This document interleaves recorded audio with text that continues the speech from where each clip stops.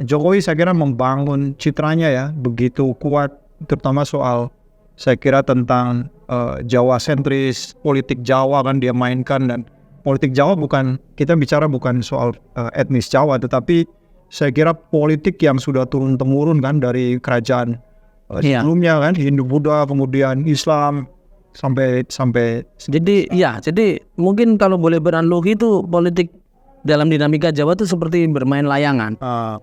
Harus tahu kapan ngulur, kapan narik kan. Ketika harus ada ketegasan ya ditarik kan begitu. Tapi ketika ada waktunya mengulur tanda kutip merangkul misalnya ya dirangkul gitu.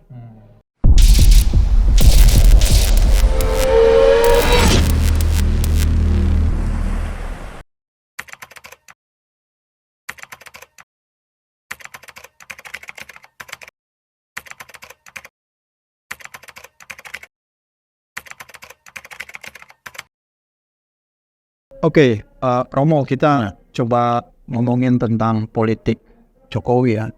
Jokowi sering disebut sebagai dia menggunakan gaya politik Jawa, dan kemudian lebih spesifik itu Solo, kemudian kerajaan Kesultanan Solo, Ya Kasunanan Solo, ada juga politik Mataram kan, dan dia juga sering banget menggunakan simbol-simbol. Itu kira-kira gimana? Itu betul atau tidak? ya ini kan kalau seorang individu yang terlahir dalam suatu pendidikan budaya tertentu, katakanlah kalau Pak Jokowi Jawa ya, mau tidak mau beliau terlahir dan besar sebagai seorang Jawa dengan sosialisasi di lingkungannya, keluarga, lingkungan sekitar ya.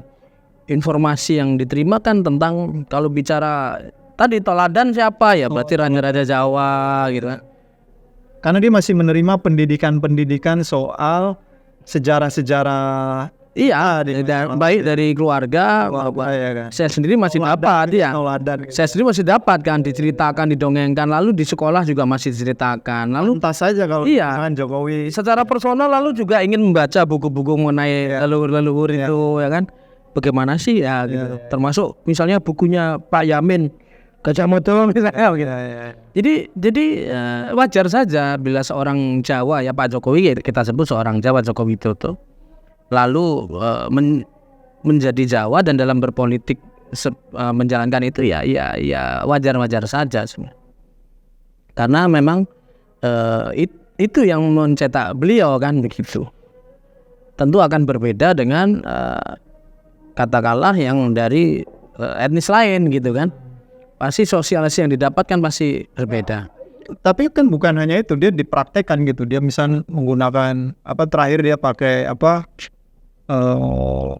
sih di hari kemerdekaan ya. Oh ya, 17 Agustus. Beliau pakai itu ageman lapangan sebenarnya, ageman topong itu ya. Yaitu yang diagem oleh Panembahan Senopati, lalu Sultan Agung ketika maju perang. Jadi pakaian lapangan raja. Karena ada pakaian yang di dalam istana, ada pakaian ketika keluar lapangan. Keluar lapangan itu maksudnya apa? Dia pakai itu tuh apa? Kira-kira yang bisa diceritakan, dijelaskan? Ya uniknya 17-an kita lalu ada pemilihan baju daerah ya. Dan dia memilih itu. Dan memilih itu, kalau dulu mungkin kita tidak terlalu baca Pak Jokowi memilih baju lapangan ya, baju keluar dari istana, baju raja ketika keluar dari sana dari dari Keraton Kasunanan Surakarta misalnya. Nah, padahal kan yang boleh pakai baju raja sebenarnya itu ya hanya raja atau pengantin. Jadi raja atau pengantin Karena pengantin itu raja sehari. Jadi oleh kerajaan diizinkan pengantin memakai baju raja hanya sehari. Biasanya begitu. Lebih dari sehari dianggap makar kan. Kan yang boleh pakai baju raja hanya raja. Nah ini Jokowi maksudnya apa gitu loh? Ya berarti ya sah saja beliau enggak mungkin dia ingin mengatakan bahwa dirinya adalah raja gitu kan? Ya sah saja sebagai Presiden Republik Indonesia yang orang Jawa ya mempersonifikasi dirinya raja sah saja. Karena dia juga pemimpin. Karena kan? Kalau kita mencari analoginya pemimpin di Jawa apa ya raja kan begitu. Ya. Karena Jawa tidak mengenal demokrasi kan, dari dulu ya monarki itu raja. Jadi sah saja beliau sebagai presiden lalu mempersonifikasi dirinya sebagai raja karena sebagai orang Jawa ya sah-sah saja. Apalagi sekarang terlihat kan. Oh ya, sinyalemen itunya. Iya. Jadi sebenarnya dia sudah memperlihatkan bahwa dirinya adalah raja dengan menggunakan Ya, pakaian resmi kenegaraan raja ketika turun keluar ya ke lapangan ya. ya. Terus kemudian sekarang juga setelah dia akan berakhir masa kerajaan Masa pemerintahannya. kemudian dia ngambil putra mahkotanya. Baik kan dia juga diputuskan bukan karena gara-gara dia nunjukkan ada mekanisme. Iya, betul. Itu gimana kalau kita mengaitkan itu? Ya, Atau raja juga di zaman dulu dia memasang orang-orang yang kemudian kalau zaman dulu kan kembali. dulu kan nggak bisa juga. Apakah raja juga langsung menunjuk penggantinya langsung atau ada pertimbangan? Iya, dulu memang dalam zaman monarki tetap rumit walaupun memang kuasa di raja-raja yang menunjuk dari sekian banyak itu, dari sekian banyak putranya, kan istrinya banyak kalau raja zaman dulu. Ada permaisuri, ada Nun Sewu yang selir. Nah, pasti yang ditunjuk dari putra-putra permaisuri. Itu kan juga banyak kan. Dan itu nggak mutlak kayak kalau di barat katakanlah kerajaannya mutlak dia itu laki-laki kan, Ya. mesti laki-laki kan baik itu dan dia yang pertama lahir Iya. kan. Kalau di Jawa zaman Islam ya itu memang lalu cenderungnya laki-laki. Tapi di Jawa zaman Hindu Buddha malah banyak raja putri itu banyak. Oh perempuan juga. Iya. Ya. Oh, oke. Nah, tapi itu tadi ketika seorang raja zaman monarki Jawa memilih putra mahkota kan juga tidak bertindak sendiri, pasti mendengarkan Ya.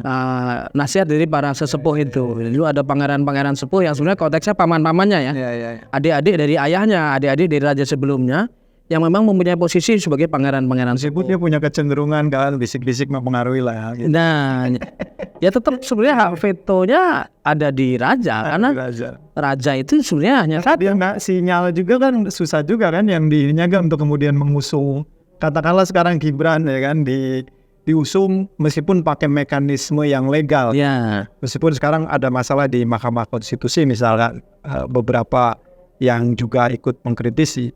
Tapi kan dia juga nggak bisa kemudian memutuskan kalau rajanya kira-kira Jokowi misalnya. Iya, tidak bisa seperti dulu zaman monarki kan gitu. Tapi ya bahwasanya Sekarang dia memang betul-betul bahwasanya memberi bless ya, memberi restu. dan dia benar-benar sekarang jadi Raja Jawa itu. Iya, sebagai analogi ya, personifikasi ya. Karena kalau kita bicara persis ya tidak lagi. Dan sekarang lagi dimagangkan untuk pertempuran itu ya. Karena dalam konteks ketika Mataram lalu ikut Belanda, itu juga Raja-Raja Mataram lalu kan tidak berkuasa penuh. Tetap apa-apa harus persetujuan dari Batavia misalnya begitu. Jadi Batavia sebagai tambahan penasihat kan. Nah, ini tadi menarik saya kira ya. Jokowi saya kira membangun citranya ya begitu kuat, terutama soal saya kira tentang Jawa sentris, politik Jawa kan dia mainkan dan politik Jawa kita bicara bukan soal etnis Jawa tetapi saya kira politik yang sudah turun-temurun kan dari kerajaan sebelumnya kan Hindu Buddha kemudian Islam sampai jadi mungkin kalau boleh beranalogi itu politik dalam dinamika Jawa itu seperti bermain layangan. Harus tahu kapan ngulur, kapan narik kan. Ketika harus ada ketegasan ya ditarik kan begitu. Tapi ketika ada waktunya mengulur tanda kutip merangkul misalnya ya dirangkul gitu. Sehingga misalnya katakanlah zaman yang Sultan Agung ya, ketika beliau mengajak tanda kutip kadipaten-kadipaten yang belum bernaung di bawah Mataram untuk ikut Mataram ya. Lalu juga mungkin terpaksa pakai kekerasan itu maksudnya karena nggak mau. Tapi kan Jokowi juga dia merangkul ya, itu kan saya kira keren banget. Jokowi kan hampir seluruhnya itu dia masuk pada koalisi pemerintahan. Maksudnya kalau kita lihat sejarah kita di masa lalu itu begitu juga lah atau musuhannya itu harus. Tadi itu seperti yang tadi saya ceritakan yang Sultan Agung, ketika perlu tegas ya tegas, tapi begitu sudah saatnya damai, itu yang dulu mantan-mantan musuhnya dirangkul. Dijadikan ipar, dinikahkan dengan adiknya, lalu dijadikan menantu, dinikahkan dengan putrinya. Itu terjadi dan sebenarnya itu sudah jadi kultur budaya politik kita ya. Iya, jadi itu menarik ya. Jadi ketika dulu Prabowo gabung sama Jokowi itu bukan sesuatu pengkhianatan, pola yang terulang.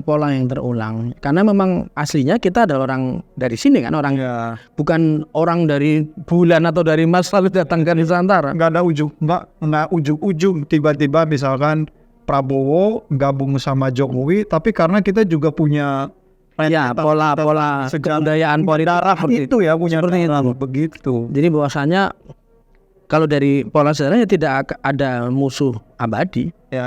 Tapi sebenarnya masuk ke politik ya, tidak ada kawan abadi atau musuh abadi, yang ada kepentingan abadi. Tapi kan itu susah juga diterima di politik barat ya. Marisa sendiri bahkan saya kira mau menjelaskan bahwa ini luar biasa, ada dulu yang dia bermusuhan tapi kemudian saling. Tapi dinamikanya memang tadi ya sangat Karena keras banget Iya. loh perjuangan dulu Jokowi sama Prabowo itu, tapi kok bisa? kalau dari catatan politik yang pola yang berulang memang unik ya, random dalam artian mantan musuh yang tadi diperangi lalu harus dirangkul menjadi saudara kan, sehingga ketika menantu anaknya kan jadi cucu kan, Ya, ketika menjadi ipar anaknya kan menjadi ponakan. Tapi di satu sisi ketika kerajaan tadinya baik-baik saja, adik kakak malah bisa berkelahi. ya.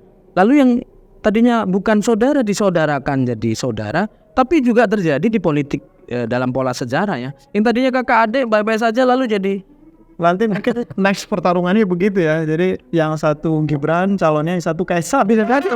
Ya kalian mau plak polanya dengan Gitu loh. Nanti kalau Gibran menang ya kan, nanti lawannya Kaisar. kalau mau diplekkan kira-kira seperti zaman itu bisa terjadi karena sering pertikaian antara riwayatnya di masa lalu. iya, pertikaian adik kakak itu sering gitu loh.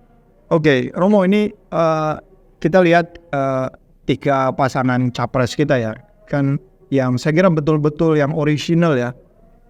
Ini saya bukan kemudian mendukung salah satunya. Itu kan Ganjar ya. Ya. Ganjar itu kan dia pendidikannya, dia orang asli lah, dia belum tersentuh oleh pendidikan luar lah, ya kan. Terus wakilnya juga Pak Mahfud sama.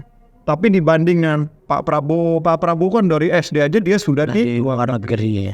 Gibran yang wakilnya juga dia sekolah di Singapura meskipun ada sentuhan lokalnya kan.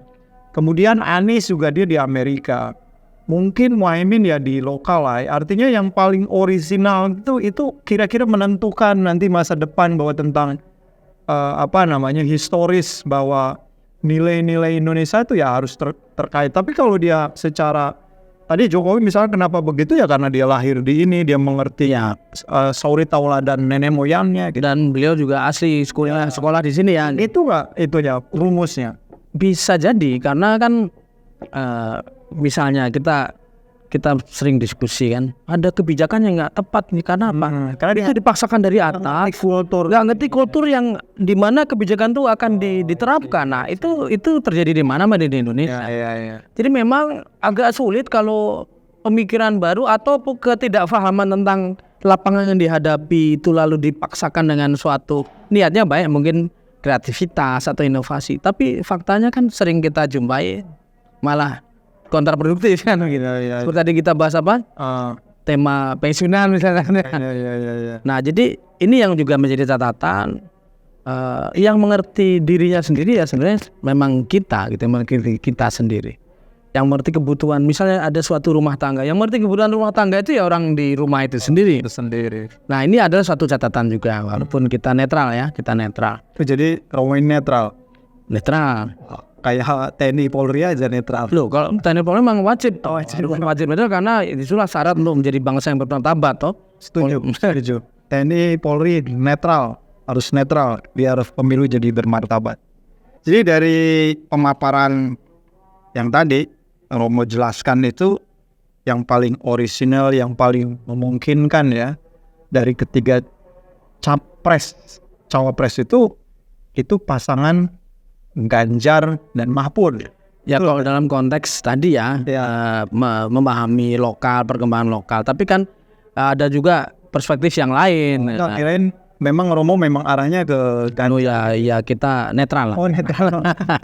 Ini kayak TNI Polri aja nih. Loh, kalau TNI itu memang wajib netral karena itulah syarat menjadi pemilu disebut bermartabat dan bangsa ini menjadi bermartabat juga. Setuju. TNI Polri harus netral ya, apalagi saya kira ada anak presiden itu dia juga salah satu kontestan ya. Di masyarakat harus dikasih kepercayaan bahwa pemilu ini kredibel ininya. Nah, saya kira itu Romo ya. Siap.